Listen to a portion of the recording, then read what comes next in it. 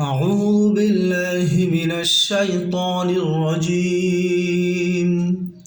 سورة النصر مدنية. بسم الله الرحمن الرحيم. إذا جاء نصر الله والفتح.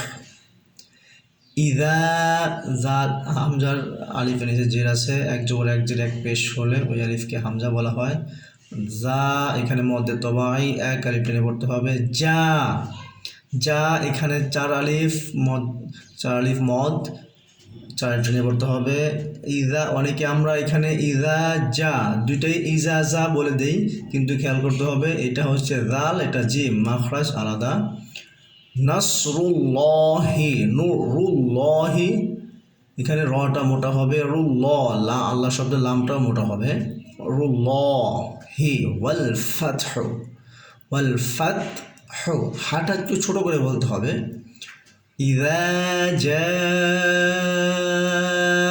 নাসরুল্লাহি ওয়াল ফাতহু ওয়ারাআইতান NASA. এখানে দুটাই হরকতের উচ্চারণ তাড়াতাড়ি করতে হবে। ওয়াও হরকত, র হরকত, আই এখানে লিনের হরফ তাড়াতাড়ি করতে হবে। আই জবরের বাম পাশে জজমলা ইয়া ও জবরের বাম পাশে জজমলা ওয়াও লিনের হরফ। তান নাসা, তান এখানে ওয়াজিব গুন্না, না এখানে এক আলিফ টেনে পড়তে হবে, মধ্যে তবাই সা হরকত তাড়াতাড়ি পড়তে হবে। ইয়াদ খুলুনা, ইয়াদ দাল এটা কলকলা হরফ, একটু ধাক্কা দিয়ে পড়তে হবে ইয়াদ এরকম। খুলু খয় হরকত, লাম লু লাম ও পেশ লু মধ্যে তবাই এক আলিফ টেনে পড়তে হবে। না এটা একটু তাড়াতাড়ি পড়তে হবে কারণ এটা হরকত, নুনের উপরে হরকত আছে। ফিতে জের বাম পাশে জজমলা ইয়া মদের হরফ, মধ্যে তবাই দি এটাও মধ্যে তবাই জেরের বাম পাশে জজমলা ইয়া। নিল্লাহি নিল্লা এখানে আল্লাহ শব্দের লামের পূর্বে জের আসছে, এই জন্য লাম শব্দটা পাতলা করে পড়তে হবে। নিল্লা হি আফওয়াজা ওয়া এখানে এক আলিফ টেনে পড়তে হবে। যা এখানে এক আলিফ টেনে পড়তে হবে।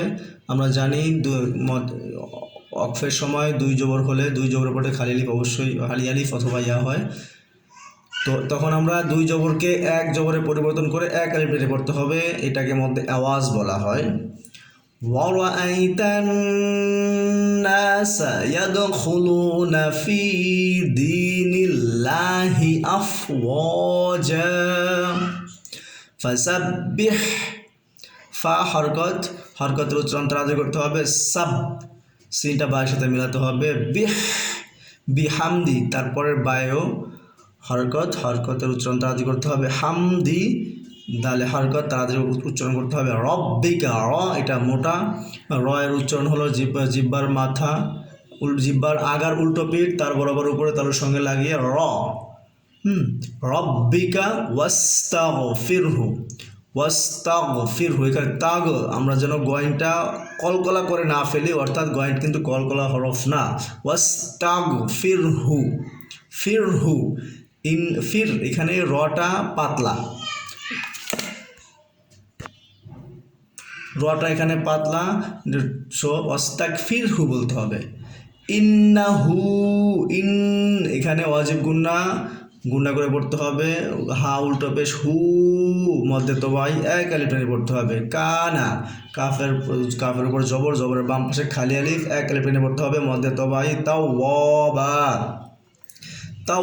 ওয়াওয়ের পরে ওর উপরে জবরের বাম পাশে খালি আলিফ এক আলিফ টেনে পড়তে হবে।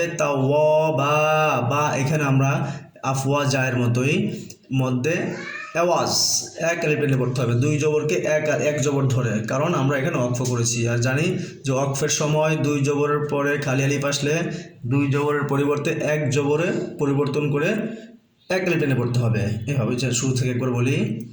আউযু বিল্লাহি মিনাশ শাইতানির রাজীম। সূরাতুন নাসর মাক্কি মাদানিয়াহ। বিসমিল্লাহির রহমানির রহিম।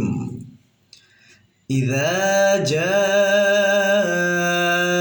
নাসরুল্লাহি ওয়াল ফাতহু ورأيت الناس يدخلون في دين الله أفواجا فسبح بحمد ربك واستغفره إنه كان توابا